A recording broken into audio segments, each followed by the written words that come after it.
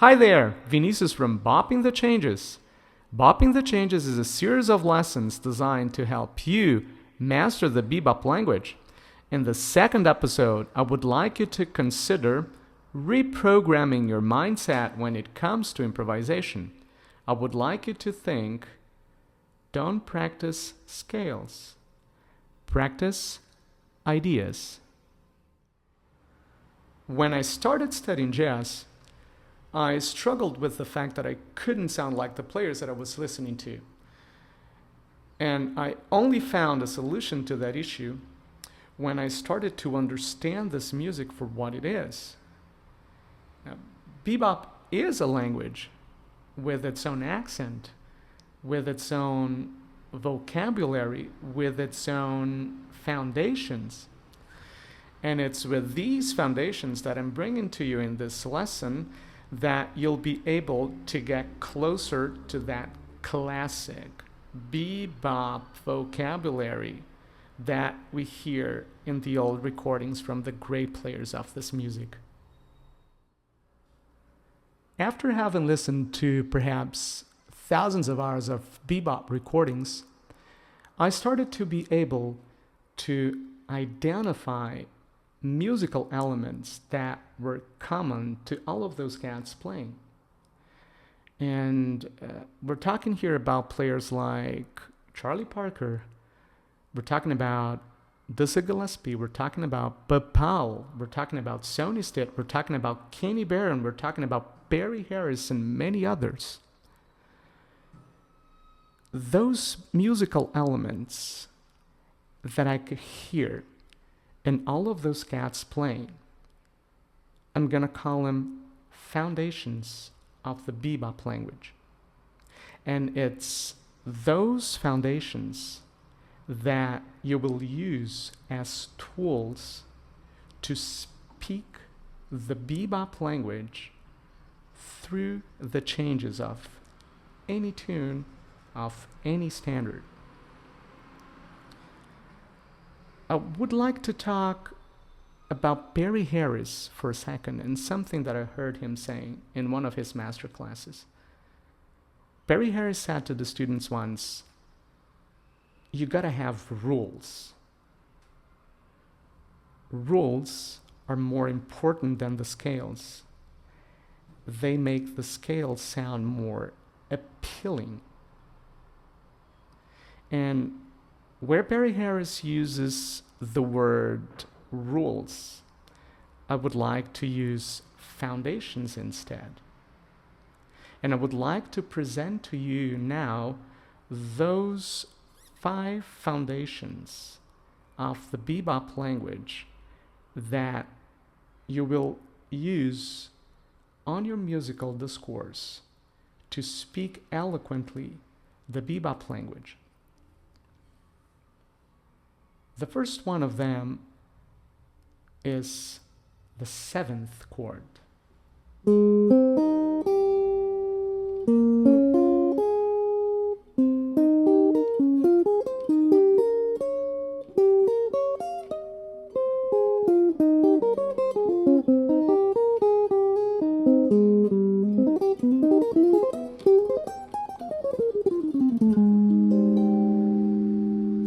The second one is half steps.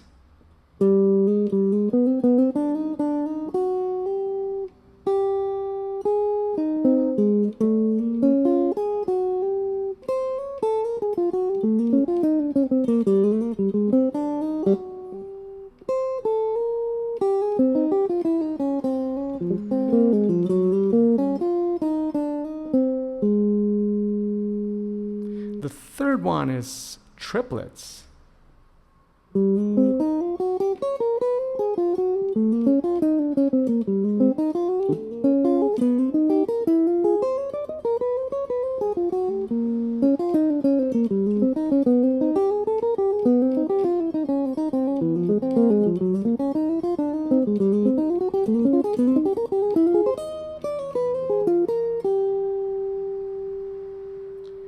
The fourth one is surroundings.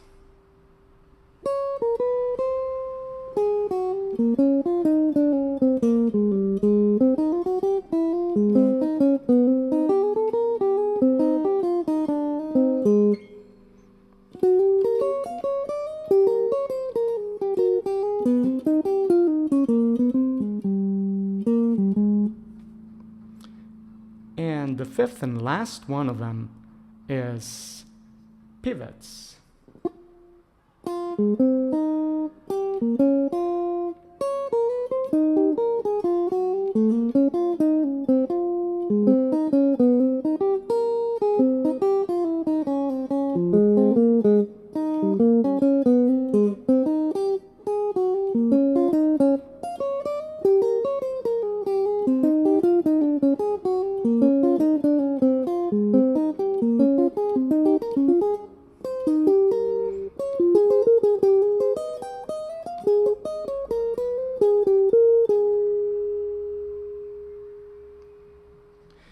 And I would like to take those foundations and just bring them to the title, the main idea of the second episode. Don't practice scales. Practice ideas. Practice the foundations of the bebop language. Let's take, for instance, a simple major scale. Let's pick the key of A flat major, for instance. I have, for many years, practiced a major scale just like this.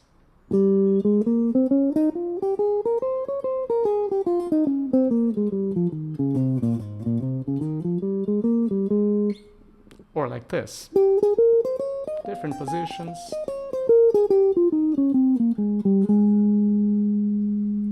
And I realized that by doing this, I was only developing muscle memory for two main and simple gestures: a mechanical ascending diatonic passage and an also mechanical descending diatonic passage. Now let's just think for a second. If it's what we're practicing, this is the muscle memory that we're developing. And when it comes time to get on the bandstand and play over changes, these are the reflexes that we'll have practiced to use to speak through changes. And after having done this for years, I realized that, at the very least in my case, it wasn't productive at all. So I can share it with you. For instance, instead of practicing scales like this nowadays, when I sit down to practice an A flat major scale, for instance, this would be something that I would practice.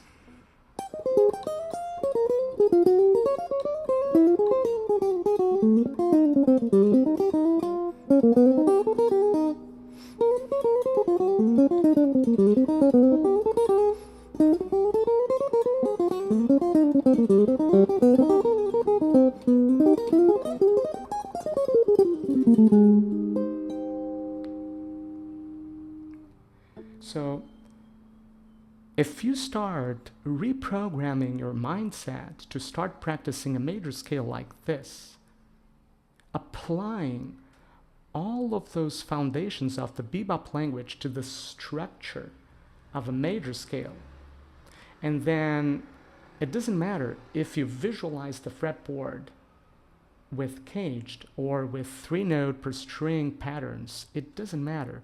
Just pick the way you visualize better the fretboard, because this is very personal for each and every one of us, and apply to the way you visualize the fretboard those 5 foundations of the bebop language, and you will see that automatically your phrasing, your line construction, your accent, your vocabulary will go towards, will shift, it will move towards, it will get closer to this language that we so much love and enjoy, which is the bebop language. Diatonic 7th chords are the chords found on each degree of any given key. Let's take, for instance, the key of A flat major.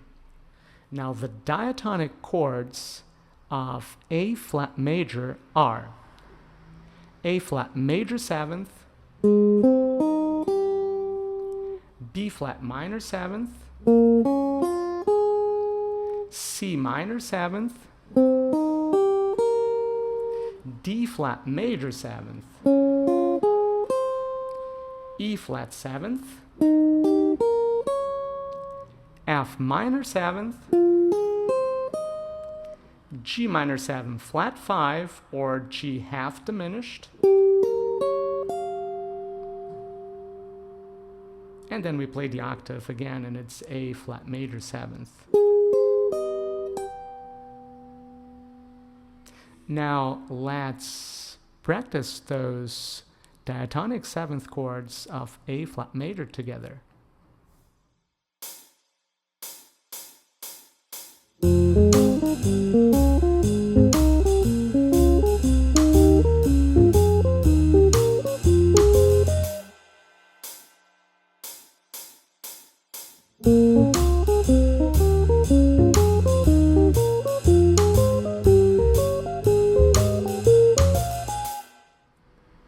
Half step is the smallest distance between two notes in our Western tonal system. This is a half step or a semitone.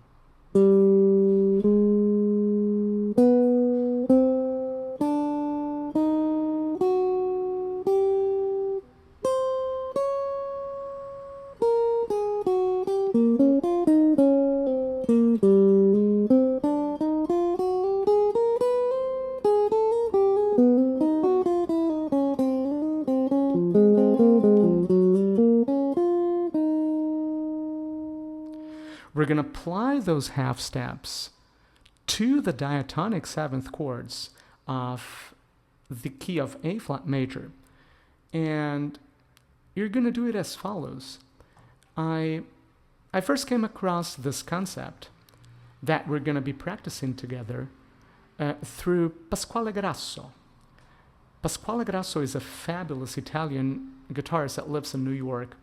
And I watched some of his master classes on jazz guitar playing. And in one of those master classes, Pasquale presented a concept of filling in intervals of both minor and major thirds.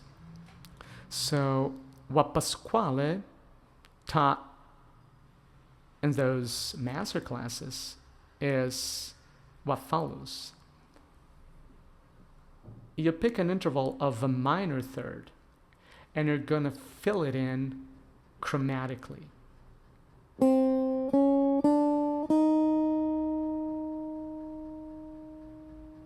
You take all the notes between, for instance, C and E flat, that's a minor third interval, and you're going to fill it in chromatically. So let's hear it again. This is the interval of a minor third, and that's the chromatic fill of the interval, both ascending and descending.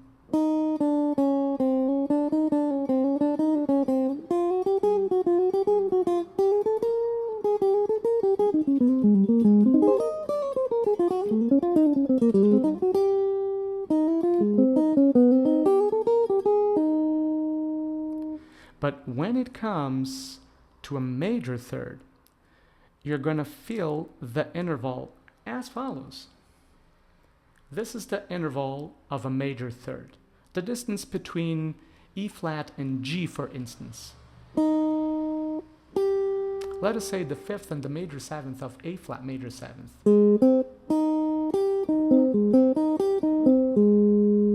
So to fill in intervals of major thirds, you're going to do as follows. You're going to first go a whole step up, and then you're going to fill the remaining step of the major third with a half step. Let's hear that again. That's the interval of a major third. And that's how you're going to fill it in chromatically ascending. First a step, and then the remaining step of the major third filled chromatically in. And when you go descending, you do in the same manner, but you will cover different notes of the interval, because when you fill in a major third descending, you also need to go first a whole step, and then you're going to fill the remaining step of the major third chromatically in. So these are all the half steps of the major third interval between E flat and G. But when you go ascending, you go through these notes, and when you go descending, you will go through these notes. So you will cover different half steps, you will have a different chromaticism, you will have different colors when filling major thirds in.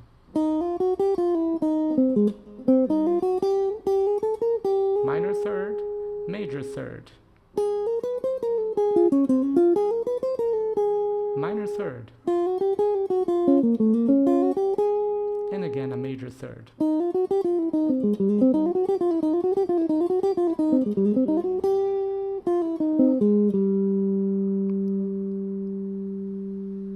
Now let's apply this concept to that diatonic seventh chords of A flat major together with the backing track.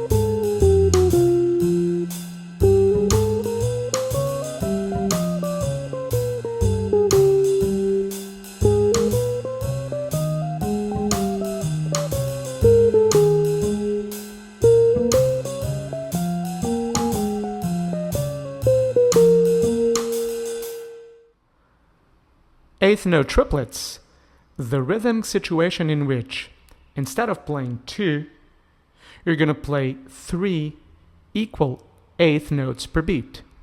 As for instance,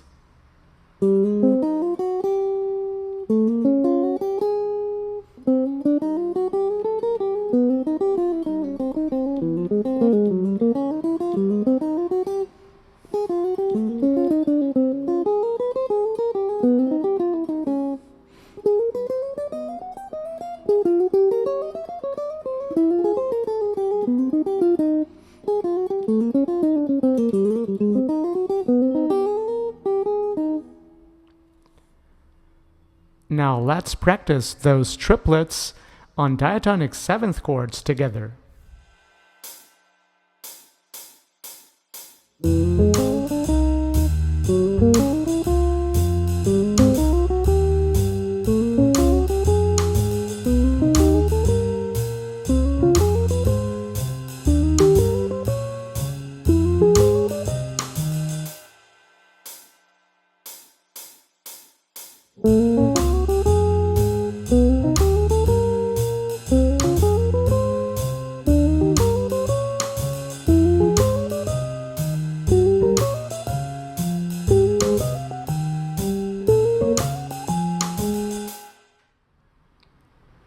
by surroundings, I understand the musical device through which we pick a target note and we literally surround that note with neighbor tones that could be from either above or below.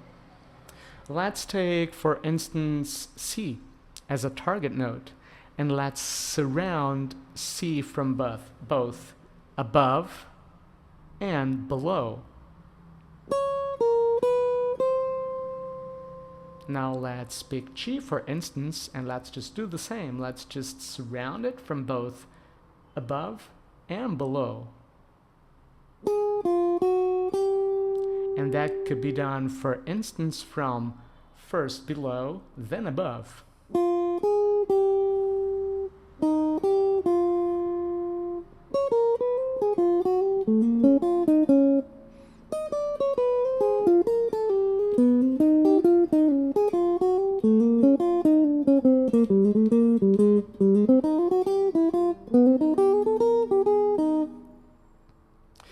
Now let's apply those surroundings to the diatonic seventh chords of A flat major.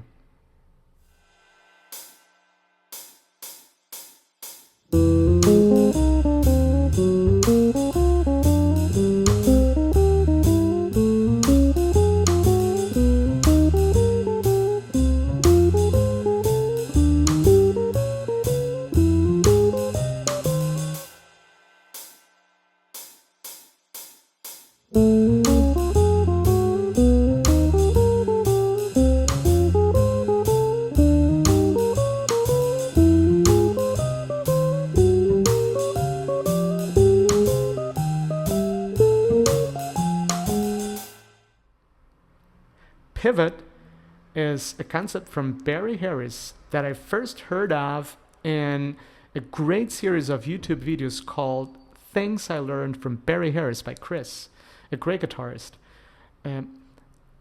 By pivot, or when we pivot in a chord, we take a chord tone, like for instance the root of A flat major seventh, and we play the remaining chord tones an octave lower. So instead of playing, we're playing, and this can be done on top of any scale degree over any given diatonic seventh chord of any key.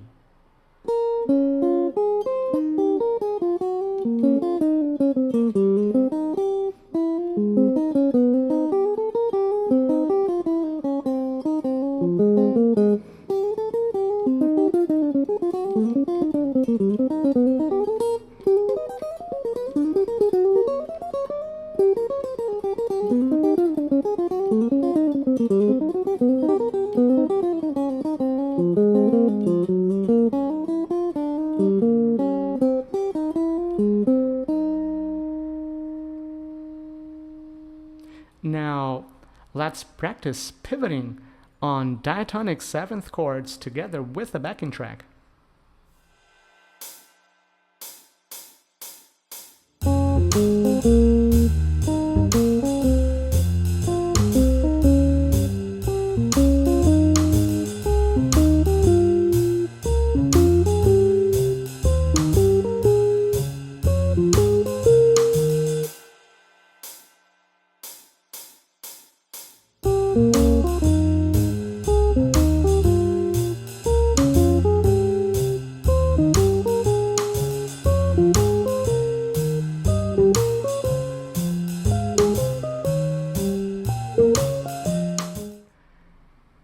Now that you've learned and practiced the 5 foundations of the bebop language, you're going to apply it in a practical situation.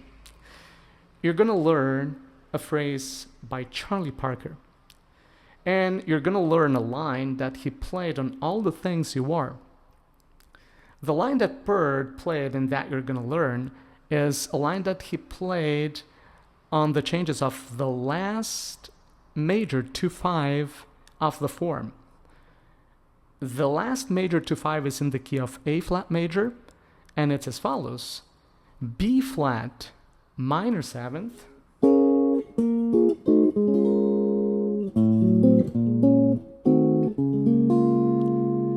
E flat 7th,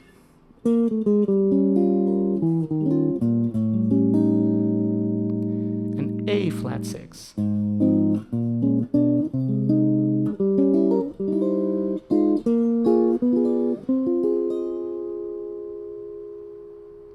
Now let's learn the line that Bird played over those changes together.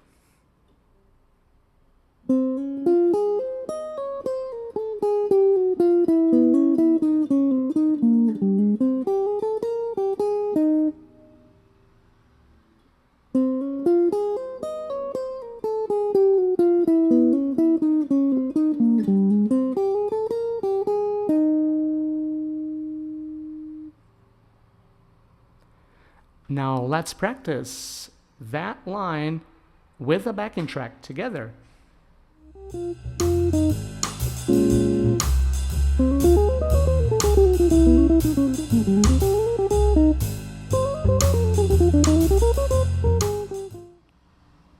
And here's a line that I wrote just for you on the same set of changes. Let's learn the phrase together.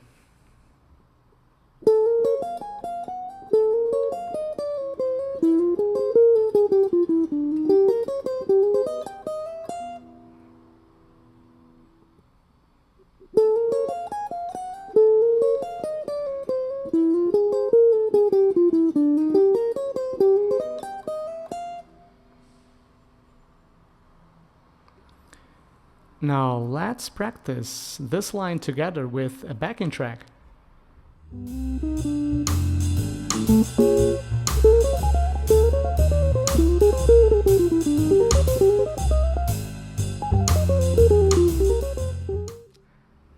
Thanks for watching Bopping the Changes. If you're enjoying the content that I'm sharing with you, don't forget to like it, subscribe to my YouTube channel, and hit the notifications button for more on jazz performance and education.